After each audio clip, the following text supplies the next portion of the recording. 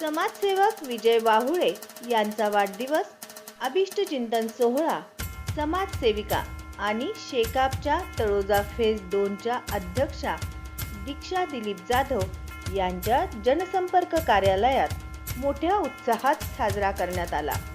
या कार्यक्रमाला विविध क्षेत्रातील मान्यवरांची उपस्थिती लाभली होती। सर्वांनी विजय वाहुळे यांना पुढील वाटचालीसाठी तसेच उत्तम आरोग्य, सुख आणि समृद्धीसाठी शुभेच्छा दिल्या।